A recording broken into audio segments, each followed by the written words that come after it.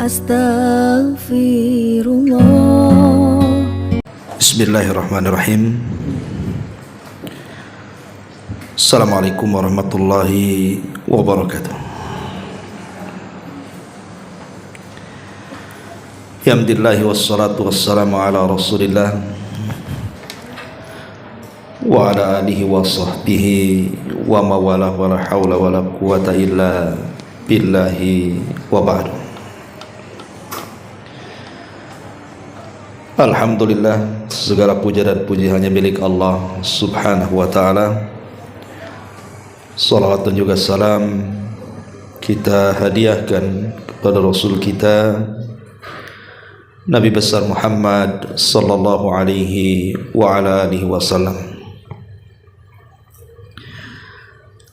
Ma'asyiral muslimat yang dimuliakan Allah azza wa jalla, alhamdulillah di pagi hari ini kita bisa kembali duduk untuk berthalabul ilmi, dan pembahasan di pagi hari ini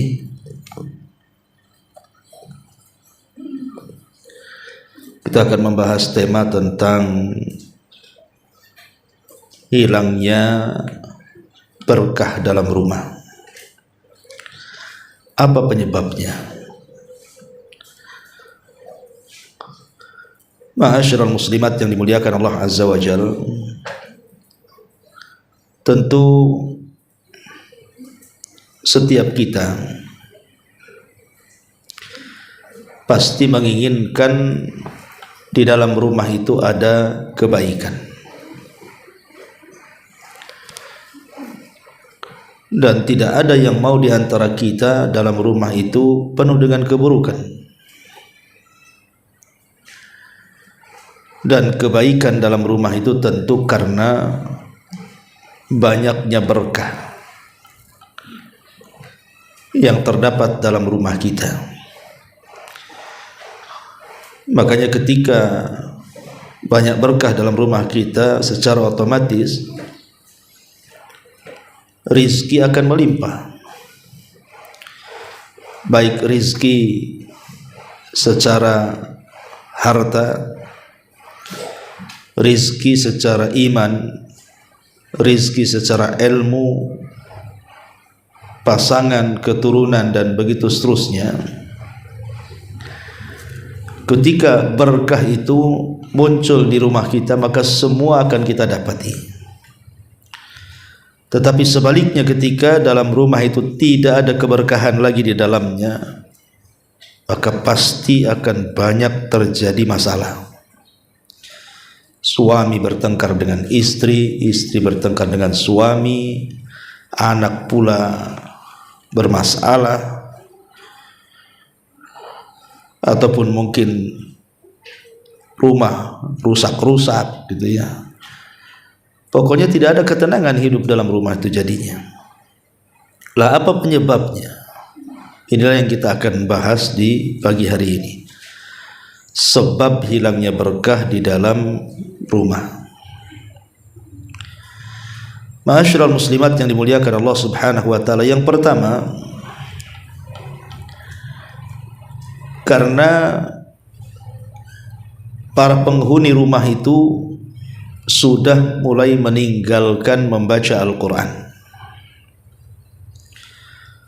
Kalau dalam rumah tidak ada yang membaca Al-Quran, atau mulai Al-Quran ditinggalkan, maka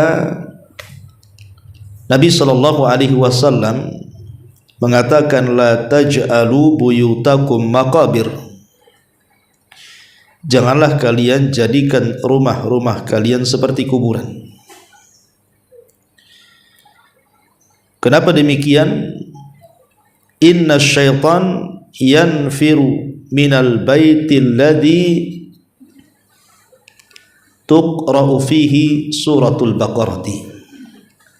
Karena setan itu akan lari dari rumah yang dibacakan padanya surah Al-Baqarah. Maknanya kalau kita tidak membaca surah Al-Baqarah, berarti di rumah itu banyak setannya tuh. Ya tentu bukan hanya dikhususkan dengan Al-Baqarah setiap hari kita baca. Al-Quran secara umum itu mendatangkan barakah. Makanya Allah Subhanahu wa taala mengatakan di dalam Al-Qur'anul Karim, wa hadza kitabun anzalnahu mubarakun musaddiqul ladzi baina yadayhi. Dan inilah Al-Quran, kata Allah, kami turunkan mubarak, di dalamnya penuh dengan berkah-berkah. Makanya kalau penghuni rumah itu banyak membaca Al-Quran, maka ibu akan rasakan pengaruh berkah Quran itu dalam rumah. Dan itu pernah saya dengar sendiri gitu kan, dari salah satu ikhwan kita. Dia mengatakan, Ustaz, dulu saya jarang baca Quran, tapi setelah sering membaca Quran, minimalnya di pagi hari itu 2 lembar, dia bilang begitu. Masya Allah, katanya, rizki saya diluaskan dan rumah tangga saya disakinahkan. Ya, kita tidak heran dia mengatakan seperti itu, karena juga secara dalil dari Al-Quran dan Sunnah, memang Quran itu membawa berkah. Ini yang pertama. Yang kedua, tidak menanamkan ketakwaan dan iman.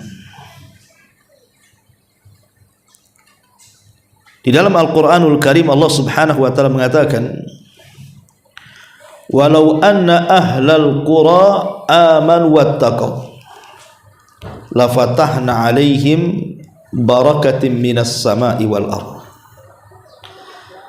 Kalau seandainya penduduk negeri ini mau beriman dan bertakwa, tentu kami akan bukakan kepada mereka berkah dari langit dan dari bumi. Maknanya kalau seandainya penghuni rumah itu berusaha untuk terus meningkatkan takwa dan imannya, seperti yang dilakukan Nabi SAW kepada keluarganya. Aisyah radhiyallahu anha mengatakan, Rasul itu kalau di sepertiga malam akhir sebelum subuh, maka dia akan membangunkan Aisyah ummul mukminin radhiyallahu anha dan diperintahkan untuk salat witir ataupun tahajud. Dan dari sini Nabi SAW mengatakan, rahimallahu rajulan, semoga Allah Subhanahu wa taala merahmati seseorang yang membangunkan istrinya kemudian mengajak dia salat malam. Dan begitu juga sebaliknya, rahimallahu imra'atan, semoga Allah merahmati seorang wanita yang membangunkan suaminya untuk salat malam.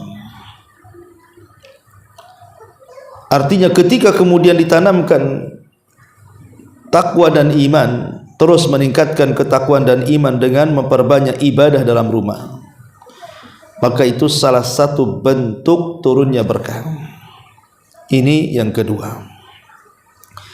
Yang ketiga, at-tasmiyatu, membaca basmalah. Terkadang ada di antara kita ini yang lupa membaca basmalah, atau sengaja tidak membaca basmalah, atau mungkin memang tidak tahu bahwa dalam basmalah itu ada berkahnya di situ. Kata Nabi SAW, idza dakhala ar-rajulu baitahu fadzakara ismallahi ta'ala hina yadkhul wa hina yut'im qala syaitan la mabita lakum wala asya.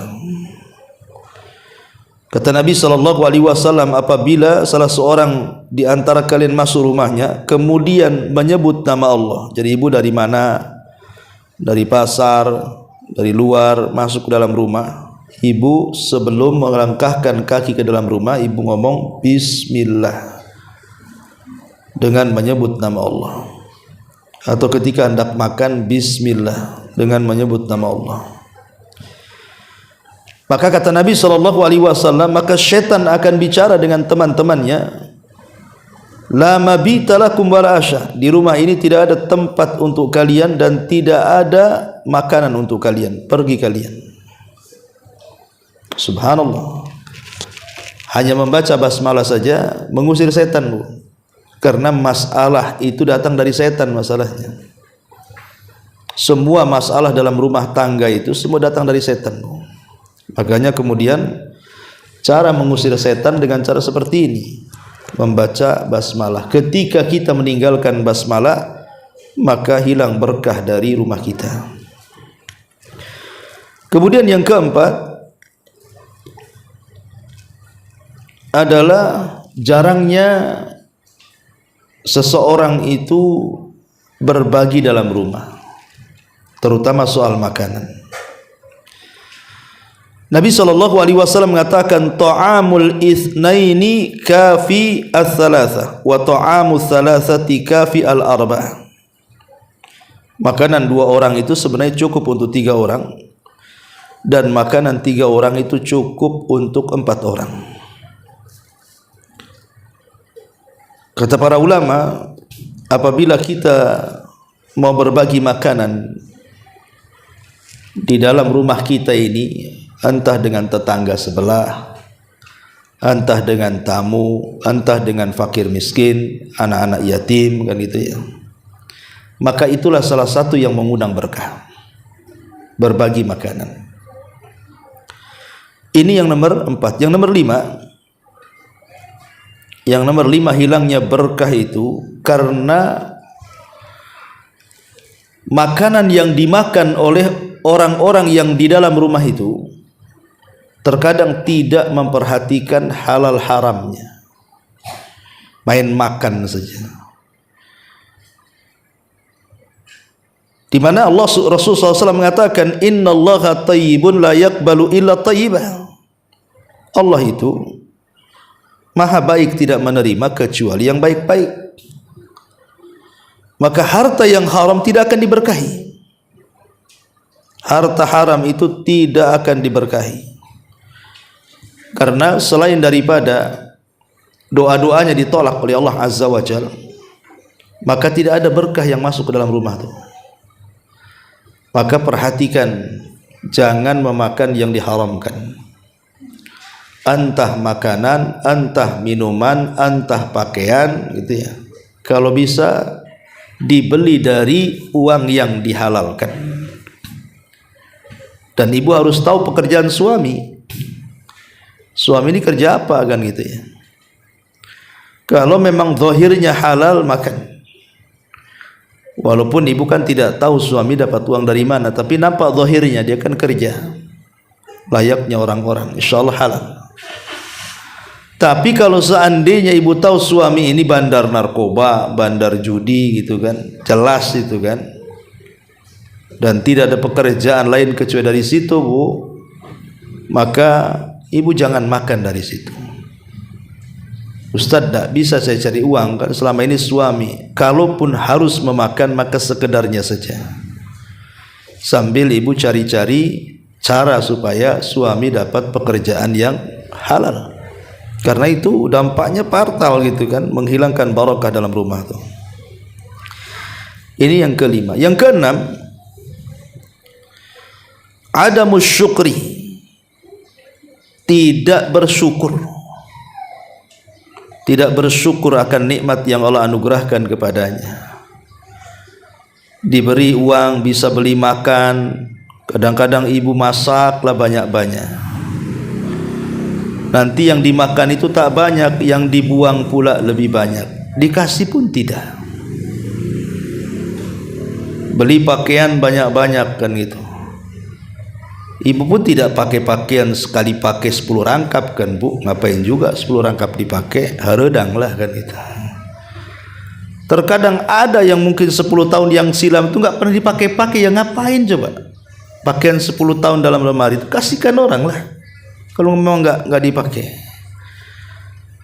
Kadang-kadang kita ini tidak bersyukur, memubazirkan sesuatu, membuang makanan, membuang minuman, membuang uang, dan begitu seterusnya. Ini hilang berkahnya nanti.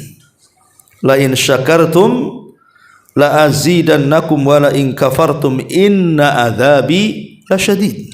Kalau kalian bersyukur, ku tambah nikmatku. Tapi kalau kalian kufur, ku sediakan azabku, kata Allah, dan azabku sangat pedih. Ini yang nomor 6. Yang nomor 7, hilangnya berkah karena adamu istiqadhihi minan naumi an yubadir, adamu tabkir fistaiqidhihi minan naumi. Tidak berpagi-pagi ketika bangun dari tidur. Sudah saya jelaskan apabila kita menjelaskan tentang keutamaan 1 jam setelah subuh kan Bu. Nabi SAW mengatakan, Allahumma barik li ummati fi bukuriha. Ya Allah, berkahi umatku di waktu paginya. Karena waktu pagi adalah waktu berkah. Jangan sampai ketika berkah turun kita tidur. Jangan sampai ketika berkah turun kita pula lalai.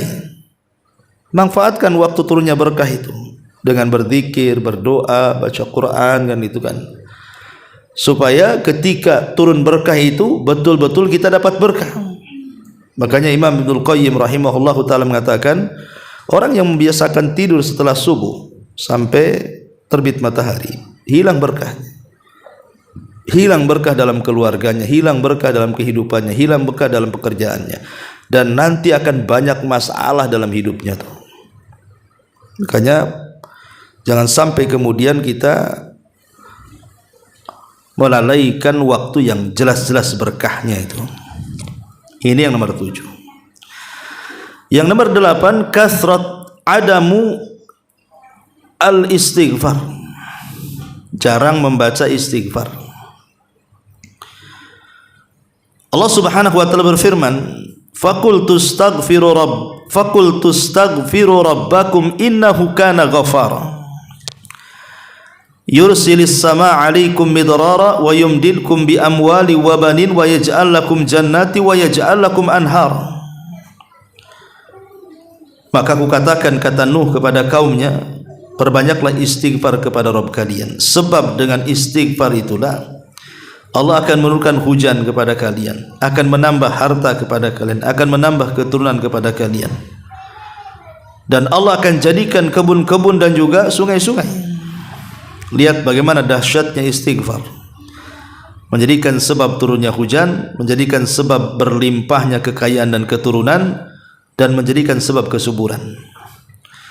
Maka kalau ingin dapat berkah dalam rumah, perbanyak istighfar. Astagfirullah, astagfirullah, astagfirullah. Nah itu Bu ya. Karena istighfar sendiri artinya adalah kita meminta kepada Allah agar aib kita itu ditutup oleh Allah.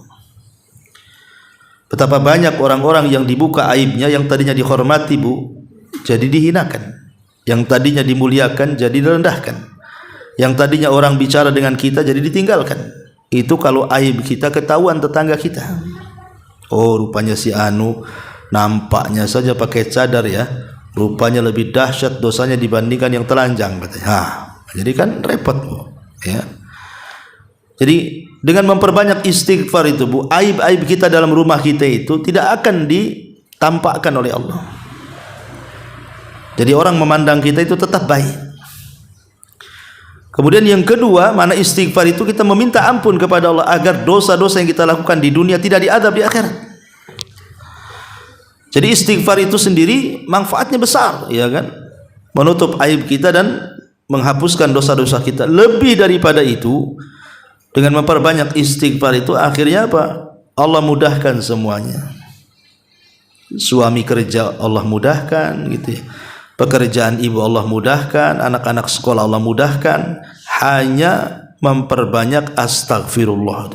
Itu kan berkah Bu ya. Tapi orang yang jarang istighfar nggak akan dapat perkara-perkara seperti ini. Kemudian yang nomor 9, adamu at-tawakkul wa akhdhi bil asbab. Kurangnya tawakal. Ketika orang kurang tawakal dan kurang mengambil sebab, maka susah akan turun berkah. Ketika kemudian ibu tidak pernah bersandar kecuali kepada selain Allah, suami juga sama, bersandar kepada pekerjaannya, tidak yakin dengan Allah, ini bahaya. Ya, hiduplah sesuai sebagaimana keyakinan kita bahwa rizki kita sudah diatur, usia kita sudah diatur, bahagia kita sudah diatur, celaka kita sudah diatur, semua sudah diatur. Tinggal pasrahkan aja kepada Allah Azza wa Jalla. Sebab orang yang kurang tawakal biasanya rungsep hidupnya, Bu. Sakit sedikit ngeluh, gaji enggak cukup ngeluh, ada masalah ngeluh, enggak ada bahagianya tuh nanti. Ya. Jadi sandarkan semua kepada Allah Azza wa Jalla, kemudian ambil sebab. Ini di antara poin yang ke-9. Poin yang ke-10, ityanul ma'asi wal muharramat.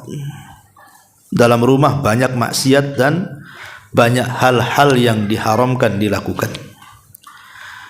Nabi mengatakan, innal abda la yuhramur rizqu bidzambin yusibu. Kata Nabi SAW, seorang hamba itu akan diharamkan dari rizkinya karena dosa yang dilakukannya. Jadi kalau di dalam rumah itu banyak dosa, banyak yang melakukan dosa dan tidak ditegur, terutama kepala rumah tangganya tidak punya kecemburuan kepada keluarganya, anaknya buka aurat ya biarin saja, nggak sholat ya dibiarin saja, kena pergaulan bebas ya tenang-tenang saja. Ini bahaya kalau dalam rumah seperti ini maksiat dibiarkan gitu kan. Karena ketika dalam rumah itu dipenuhi dengan maksiat dan keharaman, cabut berkahnya nanti. Nanti banyak masalah di situ.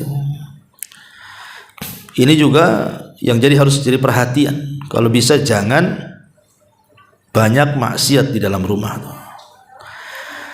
Kemudian yang nomor 11, bakhil wa adamu al-infaq. Bakhil, tidak mau infak, tidak mau sedekah. Padahal setiap hari itu, Bu, malaikat itu datang. Kemudian malaikat itu akan ngomong, Allahumma a'ti mumfikan khalafa wa'ti mumsikan talafa. Ya Allah, kalau penghuni rumah ini hari ini dia berinfak, tambah rizkinya ya Allah. Ya Allah, kalau hari ini penghuni rumah itu bakhil, tidak mau berinfak, hancurkan saja hartanya ya Allah. Ini yang ngomong malaikat, Bu. Setiap pagi ngomong begitu, Bu. Ya. Makanya kalau bisa setiap pagi itu kita bersedekah. Gimana caranya, Ustadz? Gampang. Ibu tahu celengan, Bu? Tahulah, mana tak tahu celengan. Beli celengan. Jangan yang gambar ayam jago, Bu. Yang biasa aja, jangan bentuk patungnya. Celengan biasa. Tulisi dalam celengan itu untuk anak yatim, ataupun untuk pembangunan masjid, untuk membantu dakwah umpamanya. Terserahlah mau tulis siapa. Ya. Ibu kan bisa setiap hari masukkan, gak usah banyak-banyak lah, kan receh-recehan itu habis belanja itu kan kadang-kadang banyak, Bu. Ada yang 1000, ada yang 500 perak gitu kan. Masukkan aja tuh. Jadi setiap hari pun berinfak tuh. Nanti kalau 1 bulan sudah penuh, sesuai dengan peruntukannya. Kalau untuk anak yatim, kasihkan anak yatim. Untuk pembangunan masjid, kasihkan untuk pembangunan masjid. Untuk pesantren kan itu. Jangan pula sudah penuh pakai belanja pula sama ibu. Nggak niat itu namanya. Ya. Jadi ini juga penting. Biasakan infak karena ini bisa mendatangkan berkah dalam rumah. Ini yang nomor 11. Nomor 12, at-tahawun fi ba'dil a'malil lati tusafu bi annaha syirkun. Bermudah-mudah seseorang itu dengan amalan-amalan yang berbau syirik. Contoh umpamanya sumpah kepada selain Allah,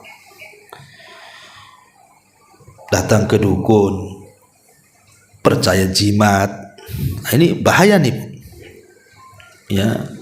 Karena banyak di masyarakat itu orang yang gak yakin dengan Allah tuh. Makanya ibu kalau suami yang sudah suka-suka dan klinik-klinik itu, nasihati, ya bang, percayalah sama Allah, tidak perlu pakai jimat-jimat nih. Jadi kasih tahu, nggak perlu datang ke dukun. Ini bisa membahayakan, berkah dicabut dari rumah nantinya. Ini yang nomor 12. Nomor 13, at-taqa'us an ikhraji mali zakat. Seseorang tidak mau melaksanakan kewajiban hartanya berupa mengeluarkan zakat. Hartanya banyak, mungkin ratusan bahkan miliaran, mungkin sebagian orang itu punya harta, tapi tidak ingat zakat tuh. Ada setiap tahun kan ada zakat mal yang harus dikeluarkan apabila sudah mencapai nisab dan haul. Karena dengan mengeluarkan zakat itu adalah membersihkan harta, itu mendatangkan berkah tuh. Ketika kemudian harta kita tidak dikeluarkan zakatnya, berarti ada harta kotor di situ. Itulah yang mengundang tidak berkahnya rumah kita. Ini yang ke-13. Yang nomor 14, at-tanasi fadlillahi azza wa jalla. Lupa dengan karunia dan nikmat Allah azza wa jalla. Jangan melupakan nikmat yang sudah Allah anugerahkan kepada kita. Terkadang orang dilupakan ketika sudah kaya. Dulu ibu lagi susah gitu ya kan, masihlah baik sama orang, nyapa sama orang. Kemudian setelah Allah robah kehidupannya jadi kaya, jangan lagi nyapa sama orang. Kaca mobil pun tak mau dibawahkan, dibuatnya hitam semua. Cara jalannya aja beda. Dulu waktu susah cara jalannya bentar-bentar nyapa, bentar-bentar nyapa. Udah kaya main lurus kayak tiang listrik, udah nggak belok-belok tuh kepala tuh kayak kacamata kuda. Jadi ada orang-orang yang lupa akan nikmat yang sudah Allah anugerahkan. Fa bi ni'mati rabbika fahaddits. Ingat, kalau Allah berikan nikmat, hadis, tampakkan nikmat itu, bersyukur. Jangan lupakan nikmat, karena itu bisa menghilangkan berkah masalahnya. Kemudian juga yang nomor 15, tarku ba'dil wajibat wal faraid. Meninggalkan kewajiban-kewajiban. Tidak sholat 5 waktu, tidak puasa Ramadan, udah kaya tak mau haji, udah kaya tak ada zakat. Pokoknya nggak peduli dengan kewajiban tuh, Bu. Ini bahaya. Bahaya sekali. Apalagi sampai kalau meninggalkan sholat ini terputuslah hubungan kita dengan Allah. Kalau sampai terputus hubungan kita dengan Allah, aduh bahaya. Dipastikan nggak ada berkah hidupnya tuh. Karena pernah saya ceritakan kan Bu, ketika ada seorang ibu mengeluhkan akan anaknya yang dari kecil, remaja, dewasa, sampai kemudian sekarang sudah sama-sama tua antara anak dan ibu tuh, gak pernah bahagia anaknya itu. Ada aja masalah, sampai akhirnya mengalami stroke. Jadi ibu ini datanglah kepada salah satu kiai, ustadz, syekh itu, bertanya, apakah anak saya disihir orang? Kok gak pernah bahagia hidupnya dari kecil sampai sekarang dia sakit stroke tuh. Tapi pertanyaan syekh ini berbalik tanya, sholat gak anakmu? Katanya. Dia mengatakan enggak. Dari kecil enggak, katanya. Enggak pernah sholat. Itulah yang menjadikan anakmu tak bahagia, katanya. Anakmu tidak terkena sihir dan tidak disihir. Anakmu tidak bahagia itu karena anakmu tidak sholat. Kemudian syekh ini mengatakan, Bu, tahu enggak apa itu sholat? Sholat itu hubungan kita dengan Allah. Ketika kita masih sholat berarti tali itu masih terhubung dengan Allah. Ketika kemudian kita meninggalkan sholat berarti putuslah tali itu dengan Allah. Ketika putus tali dengan Allah, mungkin Allah menolong kita. Talinya aja udah putus, ya. Coba bayangkan, orang yang meninggalkan sholat tuh, Bu, pertama bangun saja sudah dilaknat. Dia bangun subuh, meninggalkan salat subuh, dilaknat. Kemudian duhur nggak melaksanakan duhur, dilaknat. Kemudian sore nggak melaksanakan asar, dilaknat. Kemudian menjelang malam tidak melaksanakan maghrib, dilaknat. Kemudian sebelum tidur nggak melaksanakan isya, dilaknat. Bayangkan dari mulai bangun sampai tidur hidupnya dilaknat. Cemana orang kayak gini dapat kebahagiaan katanya.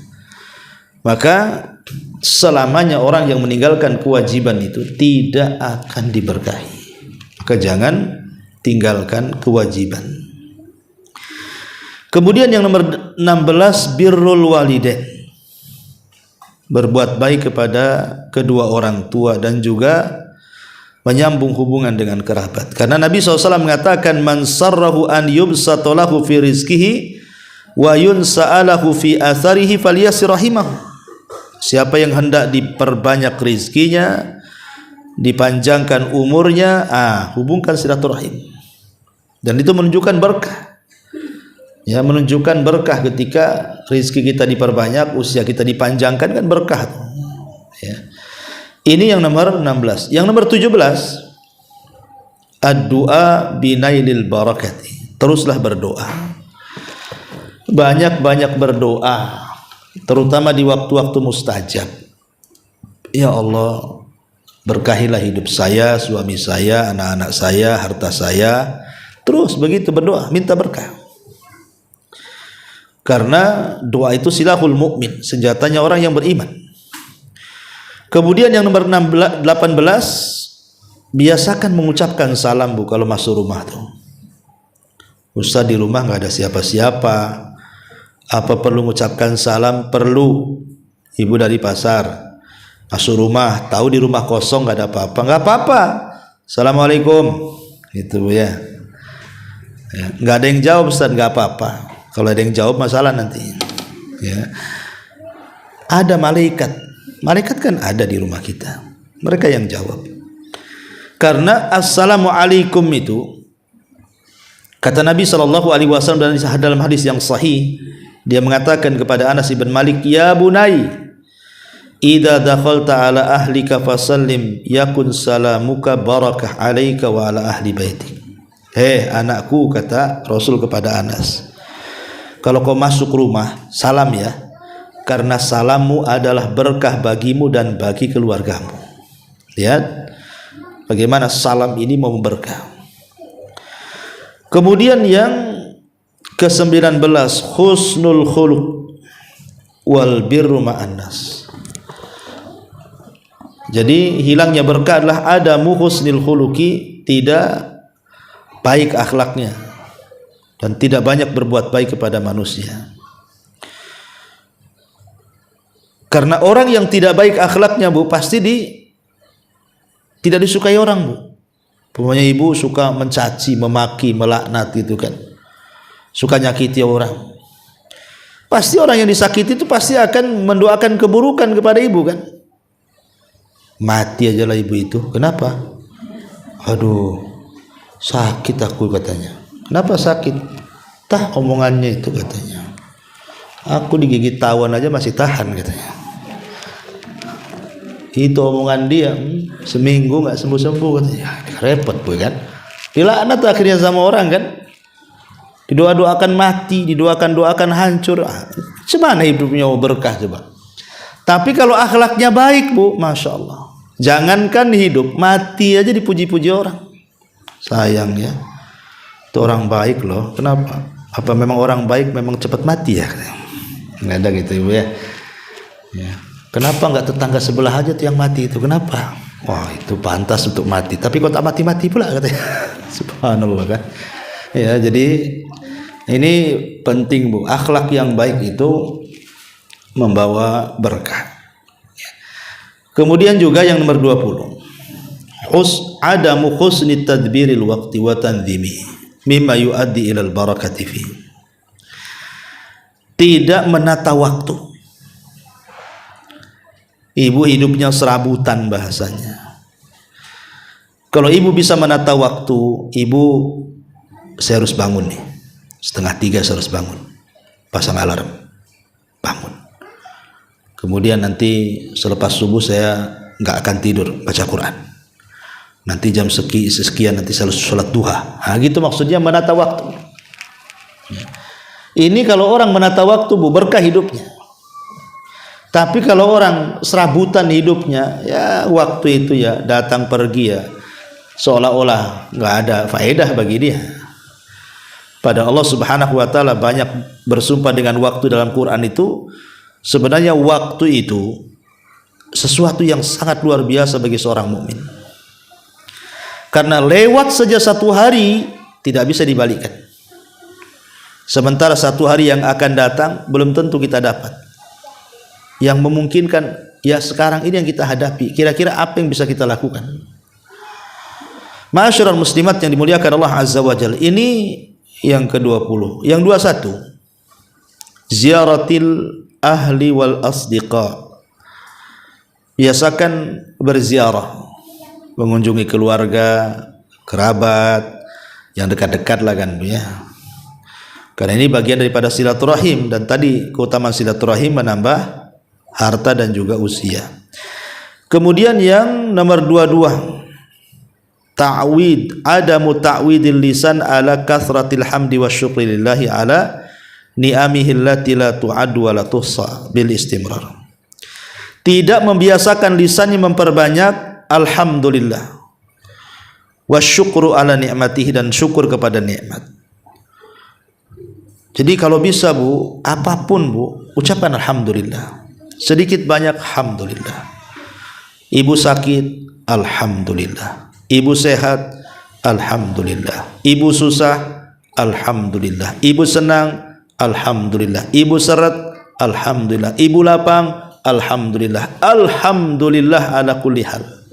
Katakan alhamdulillah. Karena orang yang suka membaca alhamdulillah ini mendatangkan berkah. Gimana Ustaz, masa sakit alhamdulillah, susah alhamdulillah? Bukan alhamdulillah karena sakitnya, bukan alhamdulillah karena susahnya. Maksudnya alhamdulillah karena sakit itu karena kita memandang orang lain.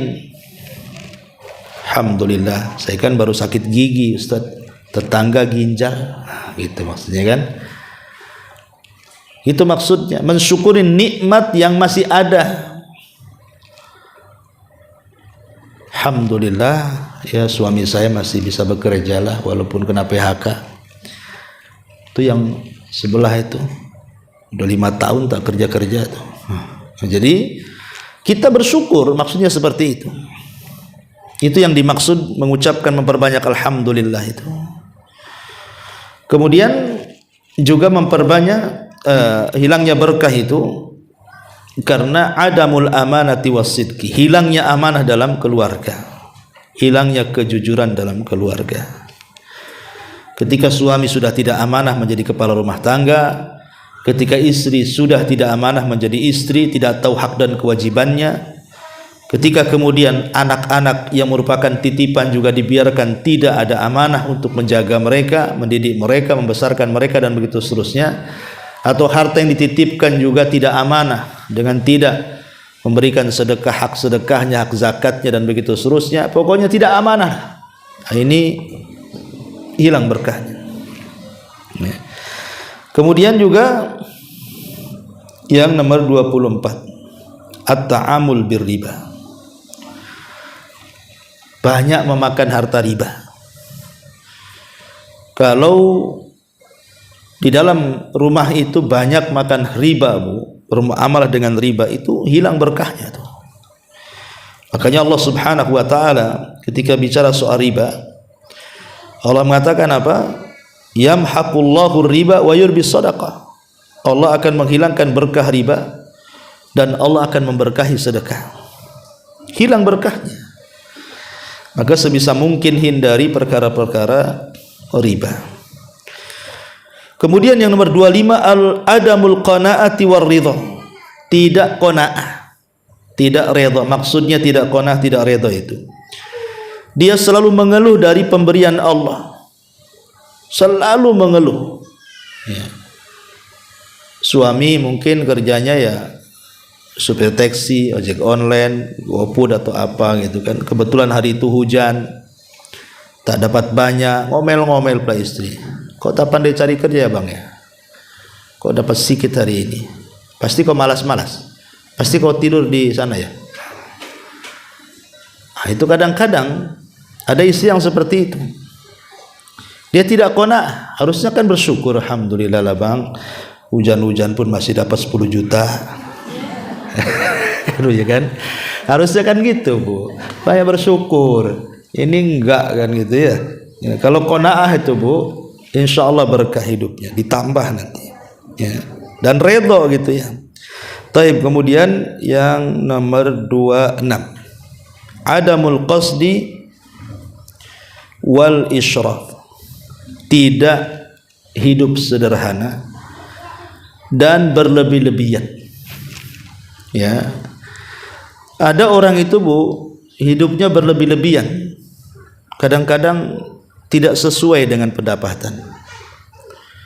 Makanya kenapa Umar bin Khattab radhiyallahu anhu pernah menegur Jabir bin Abdullah.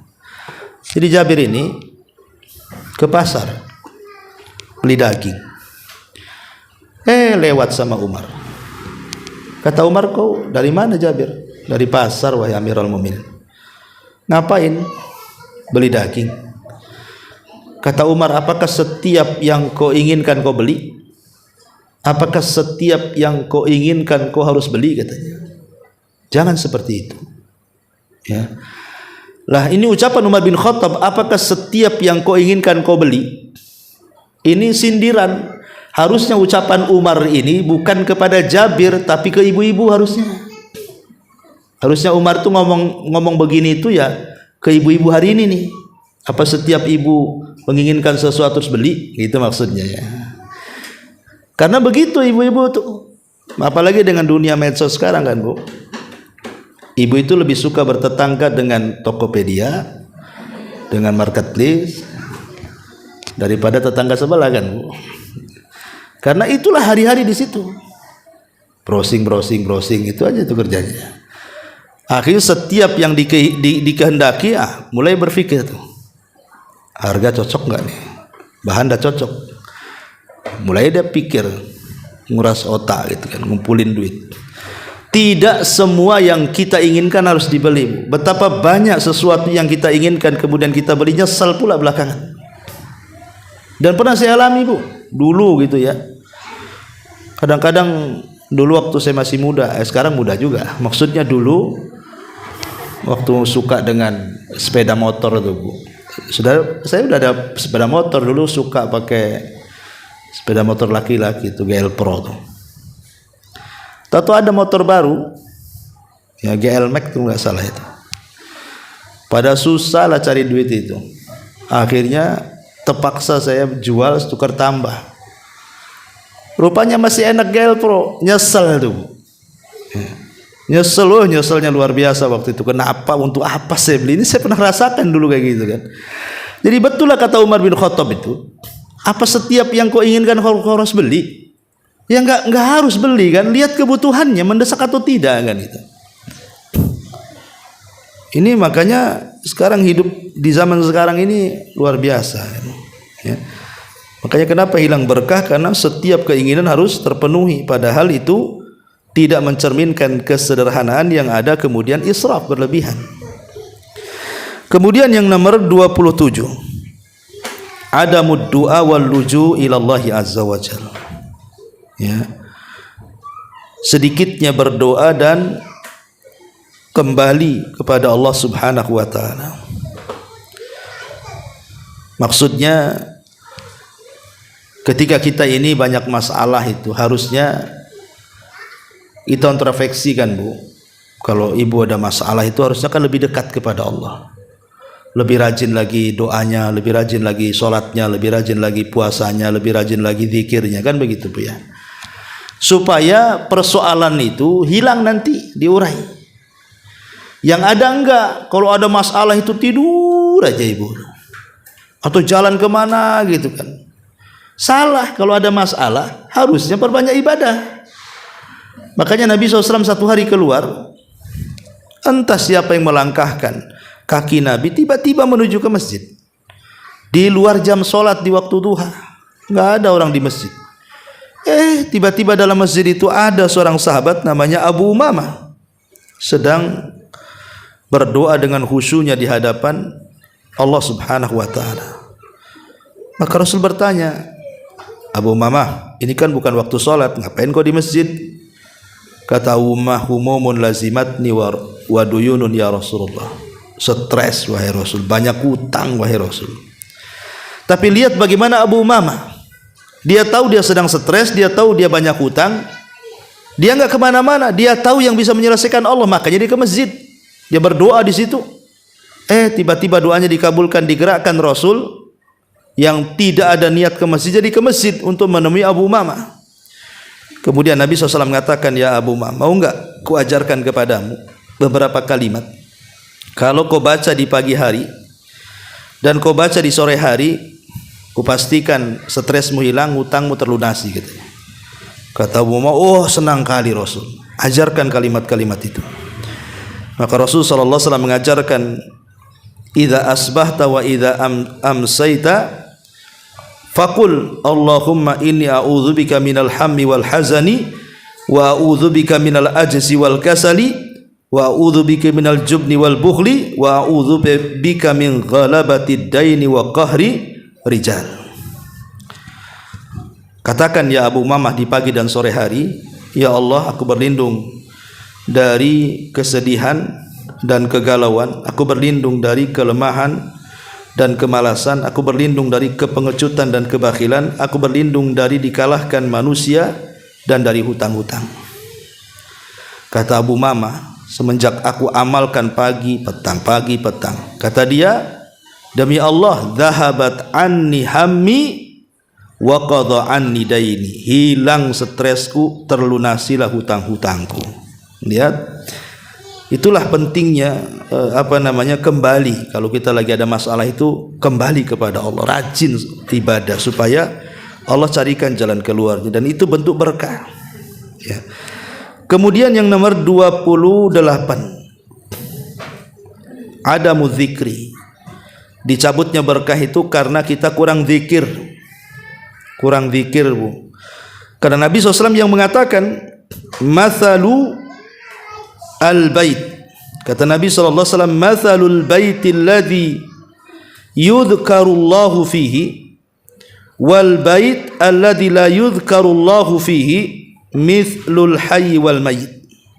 Permisalan rumah yang dibacakan zikir di situ dan rumah yang tidak dibacakan zikir di situ ibarat orang hidup dan mati. Jadi kalau rumahnya banyak zikir, itulah hidup rumah tuh. Kalau rumah itu tak ada zikir, matilah rumah tuh. Jadi banyak berzikir, tasbih, takbir, tahlil, sambil masak, sambil apa aja lah, kan di rumah kan banyak aktivitas, Bu.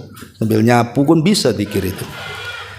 Kemudian yang nomor 29, hilangnya berkah itu, Bu, karena memelihara anjing. Jangan memelihara anjing, hilang berkah dalam rumah, Bu. Karena kata Nabi SAW, man amsaka kalban fa innahu yankusu kulla yaumin min amalihi qiratun. Siapa yang merawat anjing, maka setiap hari dikurangi pahalanya 1 qirat. 1 qirat itu berapa, Bu? 1 gunung Uhud. Kita aja 1 hari dapat pahala 1 gunung Uhud aja belum tentu dapat, dikurangi sudah jelas. Jadi ngapain cuma memelihara anjing itu?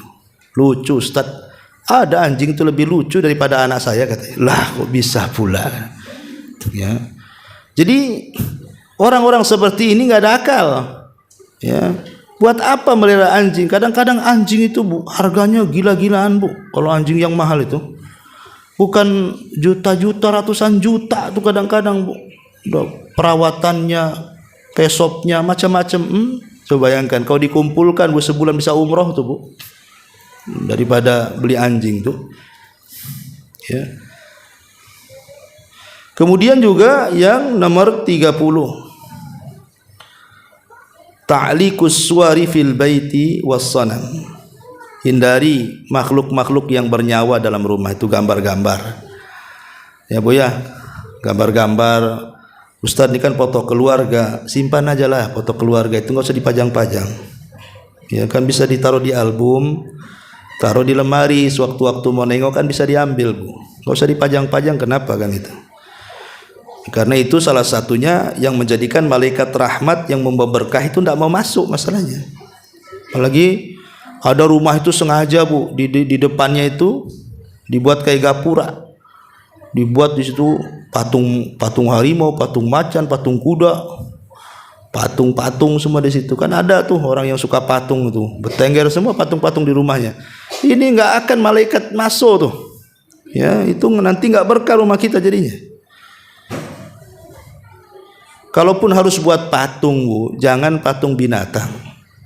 Buatlah patung itu kayak buat pohon kelapa gitu kan, atau apa gunung-gunung tuh apa kan itu. Jangan binatang, jangan makhluk yang bernyawa, karena itu menjadikan malaikat nggak akan turun tuh, nggak berkah jadinya. Lah ini diantara 30 penyebab, banyak lagi sebenarnya, ini yang saya ringkas. 30 penyebab tercabutnya berkah di rumah kita. Ma'asyiral muslimat yang dimuliakan Allah Subhanahu wa taala. Tetapi kalau seandainya ibu ini memang diberikan nikmat oleh Allah, alhamdulillah Ustaz, kehidupan saya sih bahagia dengan suami, tidak ada cekcoknya, nggak ada pertengkarannya. Kami pun berkomitmen untuk hidup bahagia. Kami pun teruslah ibadah, ngaji, tanggung jawab sama anak-anak. Harta yang kami makan pun berusaha yang halal. Pokoknya Masya Allah hidupnya enak lah bahasanya kan Bu ya. Walaupun demikian ibu sudah berada di atas kenikmatan, maka menjaga nikmat untuk hilang itu perlu. Dengan cara apa? Lakukan 4 perkara supaya nikmat berkah yang sudah ibu dapati hari ini tidak hilang dan terus bertambah. Lakukan 4 perkara. 1, teruslah bersyukur dan mengucapkan hamdalah. 1, tetaplah bersyukur dan mengucapkan hamdalah. Yang kedua, teruslah beradab dengan zat pemberi nikmat. Beradab dengan Allah ya, dengan melaksanakan perintah dan menjauhi larangan. Kemudian yang nomor 4, teruslah di atas ketaatan kepada Allah Azza wa Jalla. Kemudian yang nomor 3, teruslah di atas ketaatan. Dan yang nomor 4, jangan lupa bentengi nikmat-nikmat supaya tidak ada yang hasad dengan kita dengan zikir dan doa. Bentengi. Karena kadang-kadang ada tetangga-tetangga itu yang tidak suka kita senang. Ada tetangga-tetangga yang nggak suka kita kaya. Ada tetangga-tetangga yang tidak suka kita harmonis. Ada tetangga-tetangga yang tidak suka anak kita ini pandai-pandai. Kan ada tuh mata-mata hasad tuh. Maka supaya mata-mata hasad, mata-mata dengki itu tidak sampai merusak nikmat kita, maka bentengi dengan zikir, dengan doa, Masya Allah la quwata illa billah, atau apalah zikir-zikir supaya nikmat itu dan berkah itu tetap.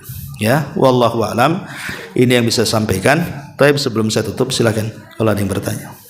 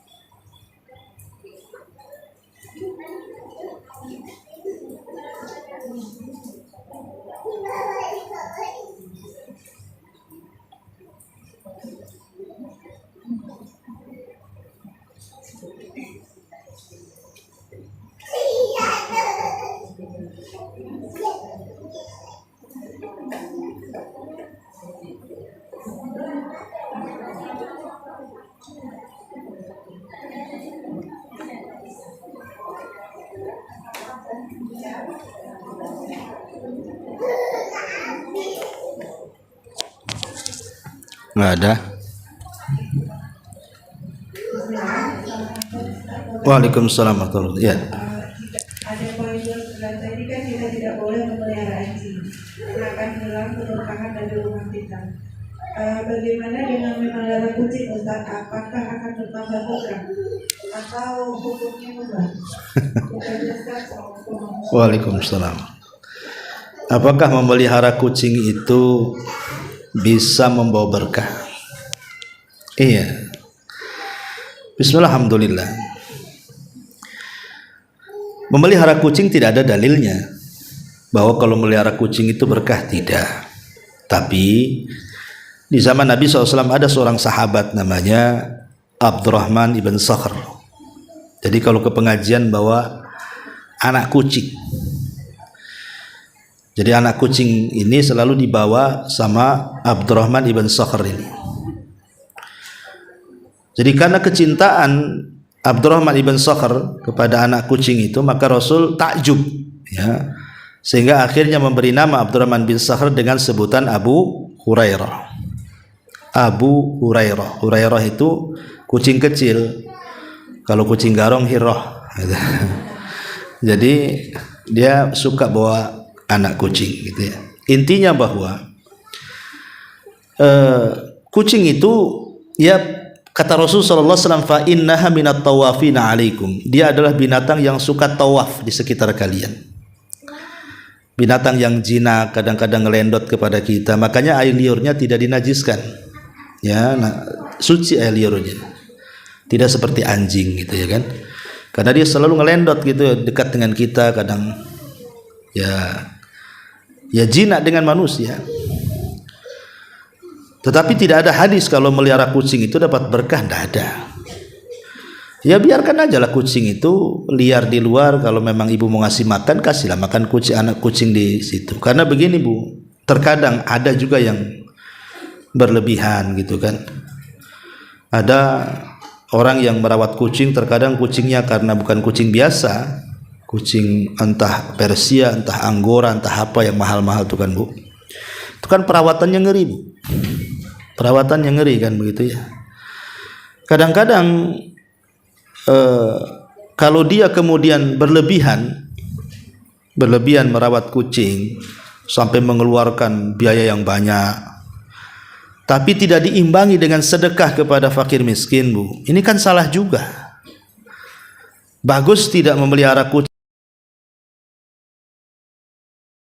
hanya untuk merawat kucingnya saja. Kapan dia sedekahnya? Sedekah sama kucing? Enggak. Kucing ini bisa hidup di luar, Bu. Tapi fakir miskin ini kan mereka terkadang ada yang tidak bisa mencari nafkah. Nah, kecuali kalau memang dia ya uangnya lebih, ya dia satu sisi bisa sedekah, bisa haji, bisa umrah, bisa apa, sisi lain juga ya ingin punya kegemaran merawat kucing, tapi jangan berlebihan. Jangan berlebihan ya merawat kucing itu. Karena sesuatu yang berlebihan juga tidak bagus. Apalagi kalau seandainya kita tahu bahwa ada sebagian kucing itu kadang berak sembarang tempat gitu kan, mengganggu. Maka ini juga harus jadi perhatian. Ya boleh, tidak ada larangan kita merawat kucing. Tidak ada larangan, tapi sekali lagi jangan berlebihan. Dan tidak ada hadis merawat kucing itu akan membawa keberkahan, tidak ada. Ya, wallahu a'lam. Karena banyak khurafat-khurafat. Dulu saya masih kecil tuh, kalau ada bulan sabit Bu, ada bulan sabit, saya masih ingat tuh waktu kecil-kecil saya dulu itu di kampung.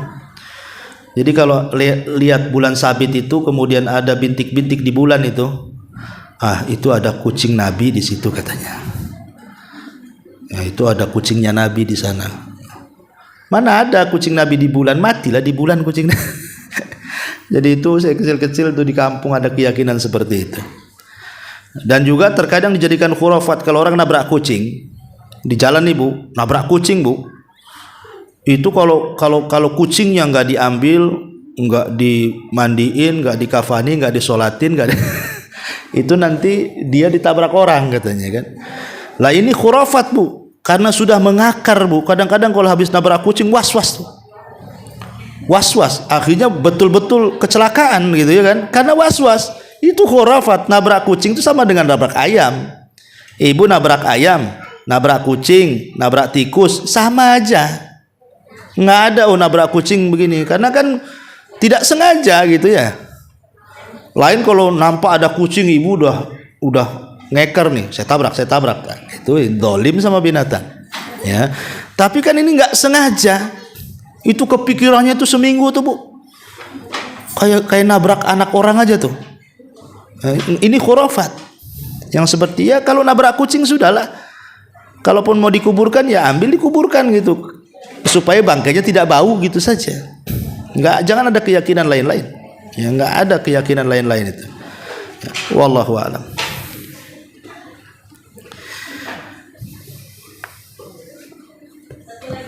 Iya.